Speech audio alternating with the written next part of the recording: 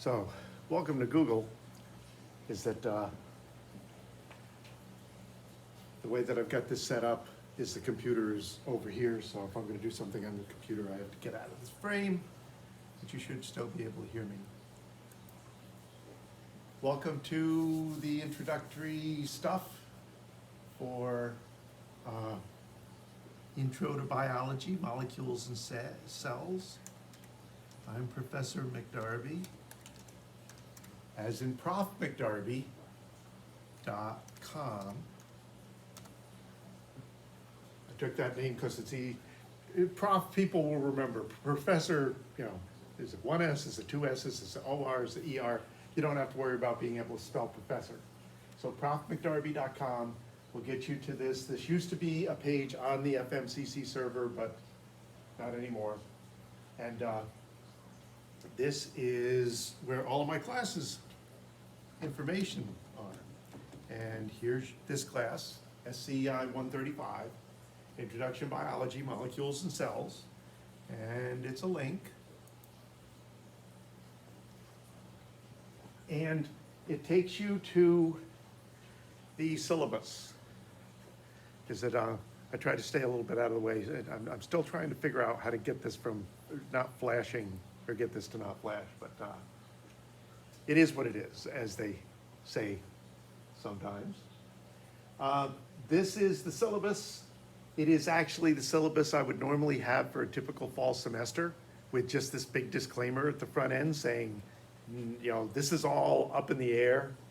So a lot of this is going to be the same because the class is the same, but in terms of times and marks to some extent, there's going to be changes. Right now it's the middle of August, and even when we get into the first week of the semester, we're not going to be sure exactly what we're doing or when we're doing it. I've got some tentative plans, but until everything kind of settles out, those plans are kind of still up in the air. But you can find this even before Blackboard goes live. Blackboard will go live August 19th. It's a little bit before that today when I'm doing this. And this video will be on Blackboard as well. I'll put videos for the class up on YouTube. I'll put videos for the class on the Blackboard so that you've got a couple of options in terms of accessing. I don't know if one's particularly easier than the other. I know Blackboard is getting so that it seems like it's slowing down, and YouTube isn't. So however you get to this stuff, you get to this stuff. So I'm McDarby. During a typical semester, I have an office in the corner of the building that I'm never in. It's basically, I hold my stuff's in there. And this is my office. We are in the lab right now, in the front of the lab. That's why there's a bird here. It's my stuffed owl. And when you need to get a hold of me, I'm here. And at the beginning of every chapter, I will put up an availability time list for when you can pretty much trust that I'm going to be in here, and you can call. As I don't include the times I'm in here for labs because I don't want people calling into the labs. But I'm going to step out of the way and let that thing unblat a little bit. The numbers down here, you'll get all this stuff on paper too, that when we all get together on that first lab day, that first Tuesday, when I want everybody who's coming in to come in. And that brings up a very important point. If you are opting out, then please contact me by email and let me know, because we are building around the people that are going to actually be in the room for these labs, and knowing you're not going to be one of those is going to be really useful, as opposed to you just not being there the first day, in which case I don't know what's going on. So, number of people from my other classes, I put a couple of these up already, have sent me notifications, and I put it up on the general information video that I had up earlier in the week. There's two phone numbers for the school. This is the old one, so that's the one that I remember. But there's a new one that I think is FMCC, so I don't know. I don't know what it is because I remember the old one. That extension rings the phone in my office where I never am. But of the two options, it's the only one that will take voicemail. So if you call into the lab and nobody answers, but you want to leave me a voicemail, then I'm afraid you got to call back and go to 8970. And you go, but you're never in your office. Well, yeah, but that voicemail will be forwarded to my email so I can listen to it without knowing that my phone is flashing in a room I never go into. This is the lab extension 8864. It rings across the room. I found out in the last week it rings pretty much under any circumstances. As I tried to deactivate it so that it wouldn't interrupt my videos, but if you take the thing off the hook, it still rings. So that also means sometimes during a video, you'll hear the phone ring, and I'll just let it ring, depending on my mood. Or I may stop the video and then pick it up after I've answered the phone. Once we're in the semester, I'm sure I'll answer the phone. Remember, see, everything's in flux. We're not sure what we're doing. Let me scroll this.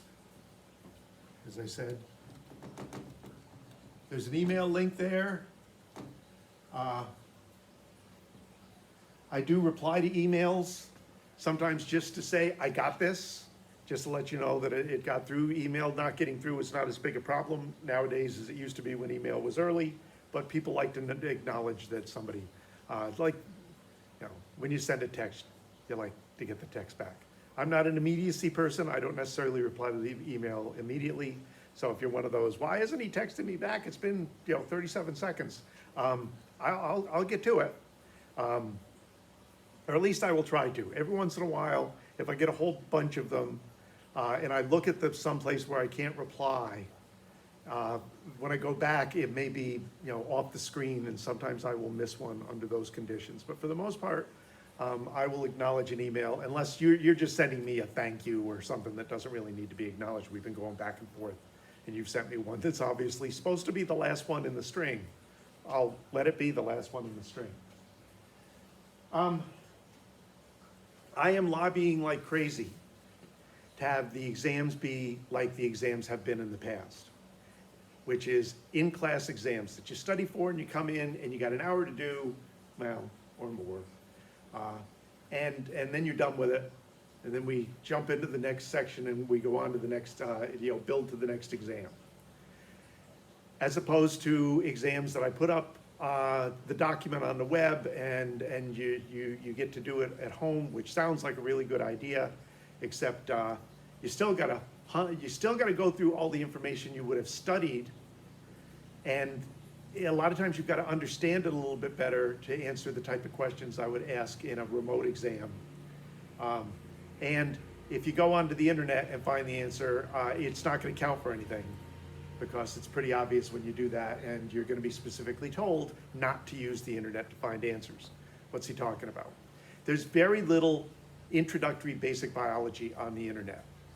Me and not a heck of a lot else. And if you take one of my questions and you put it into the internet, you're going to get a technical website with a lot of technical terms that you don't understand, and I know you don't understand them. And so you're going to put those in your answers, and I'm going to be thinking, okay, they didn't use class materials for this, they went into the internet, and they have no idea what this answer really is. So it's not going to count for anything. Keep that in mind.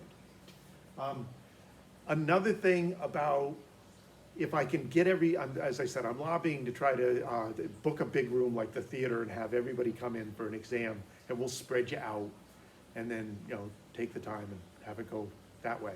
But another reason why, for a lot of people, that's an excellent, excellent idea is because of this link. I have many, many, many years of old exams up on the internet, where if you click on one,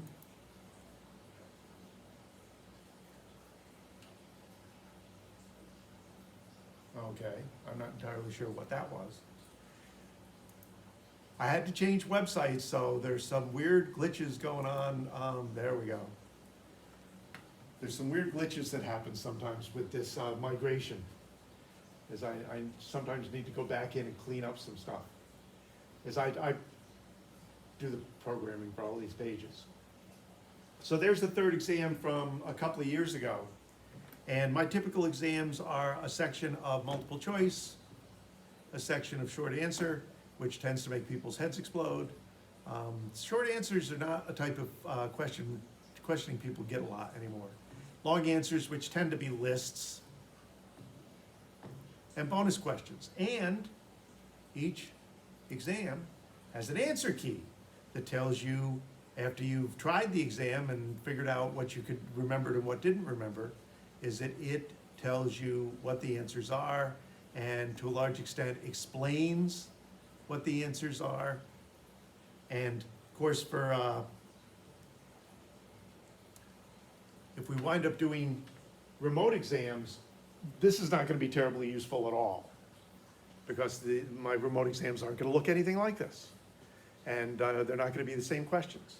And I don't ask the same questions over and over and over. You'll notice if you go through a few exams, like you're getting ready for the first exam, you look at this one and this one and this one and this one, you'll see that for long answers, there are questions I always ask in the long answers, because there's only so many ways you can ask a long answer on a limited amount of information.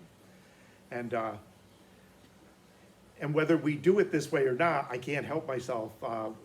Typically, when I'm talking about this in lectures, I'll go, I always ask this question.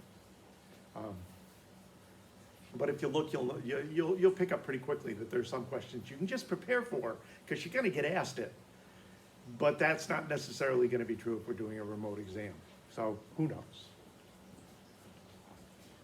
Because New York is doing pretty well, considering what they're about to do in the public schools, letting people into the buildings. I do think that the restrictions are going to get relaxed a little bit. So we'll be able to get you in and get you into it. It's not that many of you anyway, to get you into like the theater and spread you out. And maybe we'll do the split labs and do 2 over the course of a day. We'll figure it out. This is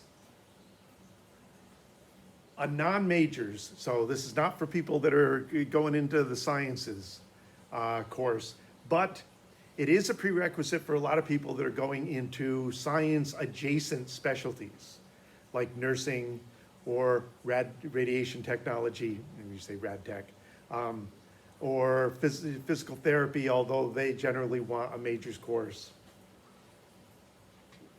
What that means is it's more technical than your typical non-majors biology course. We have 3 different non-majors biology courses here.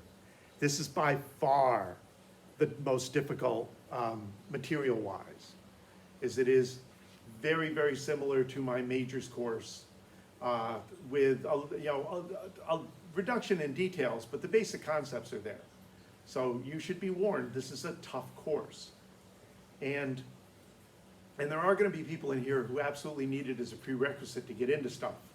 So it kind of needs to be a tough course. They expect certain material to be in your head when you get into a nursing program or go on to anatomy and physiology. Is that it's a prereq for anatomy and physiology, and it should be. Is that if you can't get through this successfully, there's an excellent chance that you're not going to be able to get through anatomy and physiology successfully, because the difficulty levels are very comparable. And there's a bunch of links here that go to the stuff that I always have to link to, like the description out of the FMCC catalog and the course learning outcomes and the SUNY education guidelines for the natural sciences, all of which is supposed to be included in my syllabus. But you never finish the but sentence.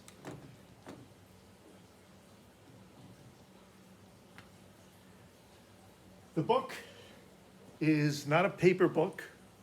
So if you've gone to the bookstore links looking to order a book, which you probably have done for other classes, you can't order this one because it's just online. And so it's free, and it's written specifically for this course. The downside is I wrote it so that if I'm confusing you talking, then I may confuse you because it kind of sounds like I talk.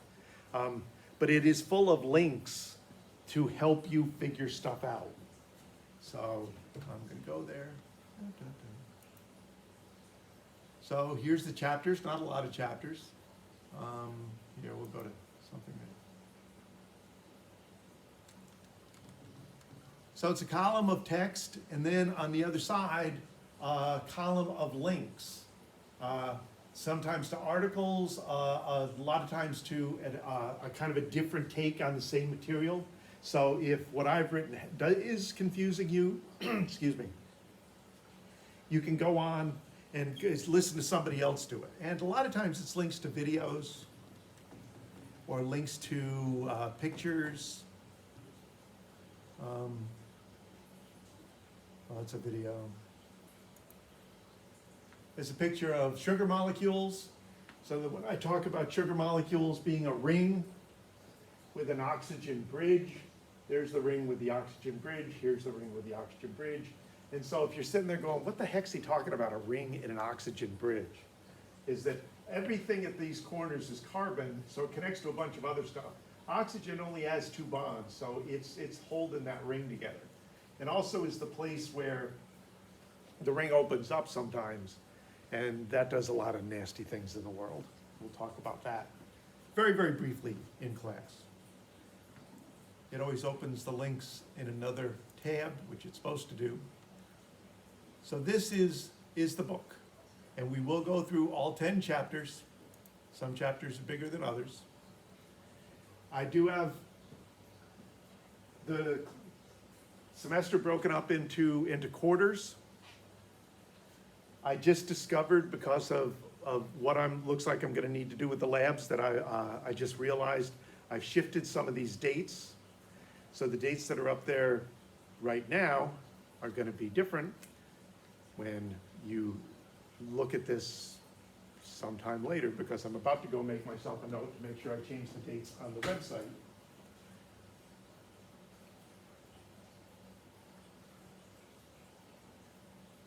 Sorry. You're gonna be happy I took that break.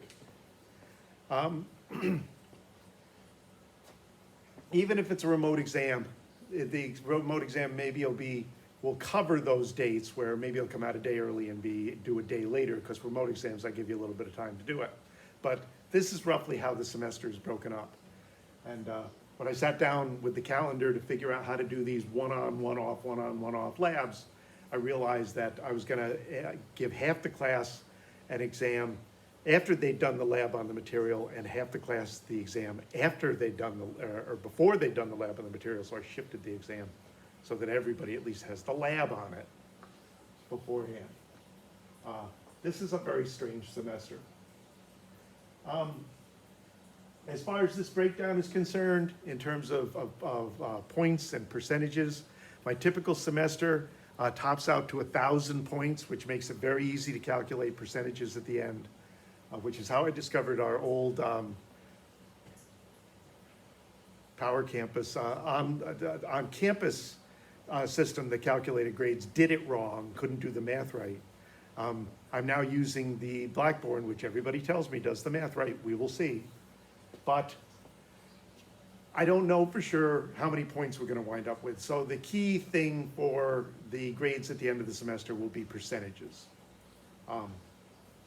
Like, I don't know, with the way we're doing labs, I don't know that I can necessarily set up an effective lab quiz. Typically, we would do three lab quizzes through the semester. I don't know if we're going to do that. So we got exams. We have lab reports. There's supposed to be 12 of them right at the moment, because of us not supposed to be back on campus after Thanksgiving. I may not be able to get 12 of them, and I don't know that I've got an effective remote substitute for the last one that I do in the semester. It's a fun come into the lab and do a bunch of stuff that I can't find duplicates of online. So maybe there'll be 12 of these. Maybe there'll be 3 lab quizzes. The abstracts you're gonna need to do, and there's a bunch of information here about the abstracts, and our first lab is about how to do abstracts. So I'm not gonna get into abstracts here in this video very much, because I know I'm gonna cover them in the first lab. But the information you need is all, down on this. I'll probably throw the completion grade in, whether, the completion grade was really my fudge factor, because all my points added up to 990, and I need to get 1,000. But it's kind of a reward, it's a single percentage point reward for getting everything in that needed to be turned in. And I'll probably hang on to that. As I said, this is all still kind of up in the air. They've gone nuts trying us to put, make sure we've had our syllabus submitted And my attitude is, why? Is that nothing I tell them is necessarily written in stone. So as I said here, it's gonna turn out, I'm sure, that the percentages are what are important in terms of the breakdown here. Some of you know that there's certain minimum requirements that they wanna see if you're, say, going into the nursing program or going into the radiation tech program. And that's also true if you're transferring outside of FM to other things that see this kind of course as a prerequisite. And for some of you, it's just a science elective. And you go, I'm gonna take it, and I'm eventually gonna get my 4-year degree, I'm gonna transfer out somewhere else. I do need to warn you that there are places that will look at your transcripts and go, oh, this is your science elective, right? Yeah, well, you got a D. We're not gonna transfer it in. If you've got a C or better, we transfer it in. You're gonna need to take a science elective here once you come in. And I like to warn people about that. So it's not a nasty surprise when it happens. And when people go, oh, I just need to pass, I just need to pass, I just need that D. Then for some things that's true, but for transfer, it's maybe true, maybe not true. You can't always be sure. Of course, obviously the attendance policies are very much up in the air.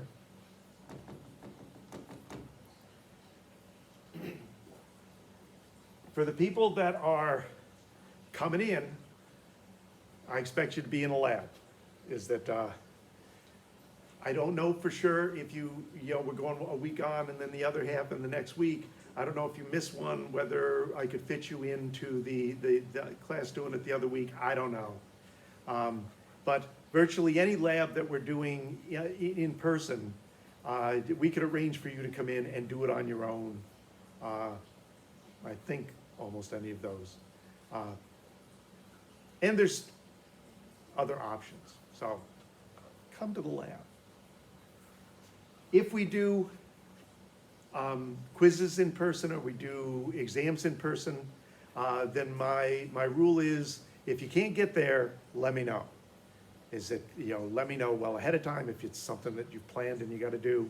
If something happens the day of, give me a phone call and leave me a voicemail, send me an email. If you leave me a voicemail, give me a number to call you back at, because this phone does not record numbers that it came in on. And we'll figure it out. But don't just not show up and then not contact me. Because during a typical semester, that's how people disappear. They hit a point and they go, oh, I don't want to study for this exam, I'm done. And then they don't show up for the exam, and it's going to be a couple of weeks before I know they've stopped showing up. And I correct the exams and give them back to people, because that's what I'll do in the lab. But I hang on to them if I'm not sure that everybody's done them yet. And I give people like a week or two to come back with an excuse, because that's what'll happen if you come in after the fact and you just haven't shown up. And you go, oh, this happened or that happened. You'll get one of two answers. Either it's too late, I've already handed them back, or I need to see some documentation for this excuse. If you call me ahead of time, I'm not gonna ask for that. If you sent me an email during the exam, I'm not gonna ask for that. But if you show up later with an excuse, it should be an excuse you can give me some sort of documentation for. Is that this is my way to say, let me know ahead of time so I know what's going on. So that I can say, after I've got all the exams corrected, well, I'd give them back, except I've got a couple of people who missed it and they need to make it up. So until they've made it up, I'm not gonna hand yours back. But for stuff that has due dates like labs and abstracts, if you miss it at a due date, then it starts to accumulate 5% a day for weekdays.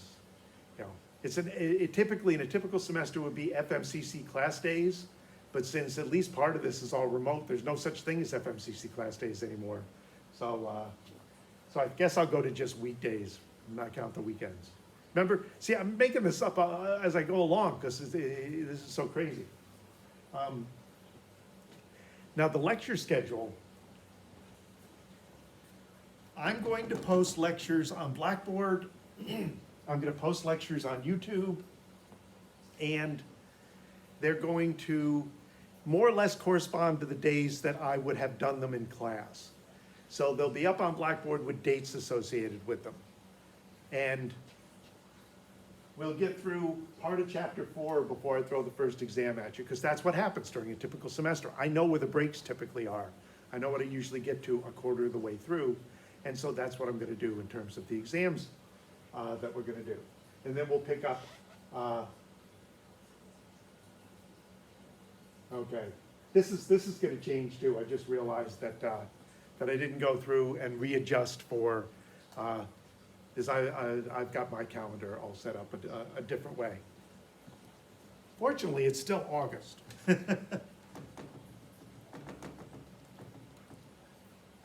Yeah, forget the labs. And the abstracts I'll talk about when we get to the lab where we talk about abstracts. But there's 4 of those due through the semester, 2 of one type and 2 of another type. I'm going to turn this off. Turn on the overhead that I typically use for my lectures, which is a little bit loud and aimed a little weird. And I'm going to hold these up. This is, you can take a freeze frame of that, because I'm not sure how well you can read it projected. Probably you can't. But here's Tuesday. Okay. This is backwards on my screen, so I have to figure out what I'm pointing at. But here's Tuesdays. Here's my plan for the labs, where that first Tuesday I'm getting everybody in together. I'm going to kind of walk you through the basics of the lab and what we're planning on doing, and talk about how we're going to do all the stuff. And I'm going to give you the handouts on the abstracts and walk you through the basics of how to do an abstract, and give you the sample abstracts that it talks about in the lab.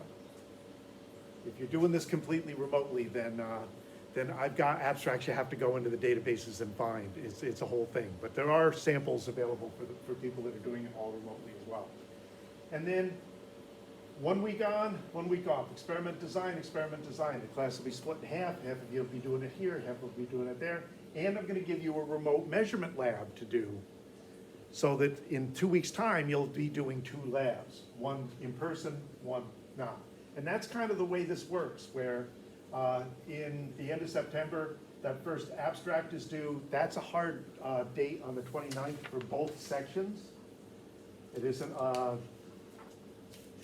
so some of you are going to be submitting them only through the drop boxes. Some of you will just be handing them to me and submitting something into the drop box. If something's got to go into the drop box, or I can't put a grade in. So normally I don't grade that way, but that's kind of what I'm stuck with. This is October.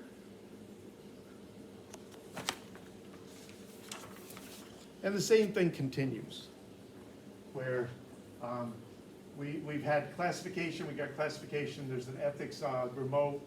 We've got this day off after Columbus Day. I have been trying like crazy to get them to stop and not do that, because it makes 0 sense to have that day off for both you and for us, since they've said after Thanksgiving we can't come back on campus, which kills the last 2 Tuesdays of the semester. But again, what can you do? Second abstract is due the 3rd week of October. And the first exam is going to be the first Friday of October. Second exam is going to be the last Friday of October.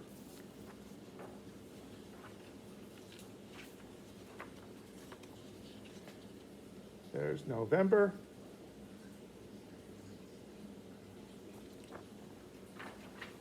Hope your freeze frame works well.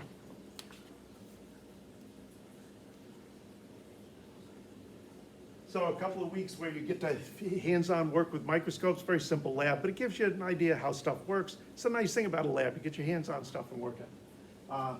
And the genetics remote, there's lab quizzes on my schedule. I don't know yet whether we're gonna actually do that or not. And then we're gonna spend a couple of weeks doing diffusion. We hit Thanksgiving, and who the heck knows? It's possible by then that we will be in such good shape as a state that they'll go, sure, come on back. I know we said we wouldn't have you back on after Thanksgiving, but we've changed our minds, and so maybe those last Tuesdays, it'll be wonderful. And then you've got a last abstract, maybe a last lab quiz, which would be remote. And maybe we'll have labs then, and we'll actually get to our 12 labs. I do not know at the moment. And then there's a last exam in the middle of the third week of December. So that's the schedule. That's the setup for the course. I'll talk about the abstracts in more detail. I'll both have the abstract lab posted on Blackboard and on YouTube, which definitely goes into more detail. And I'll have more stuff going on. I've talked about this before, but we would like people for my lab, which is right in the middle of the building. I have a room, and over there is my animal room, which is literally over the middle doors coming in from the quad.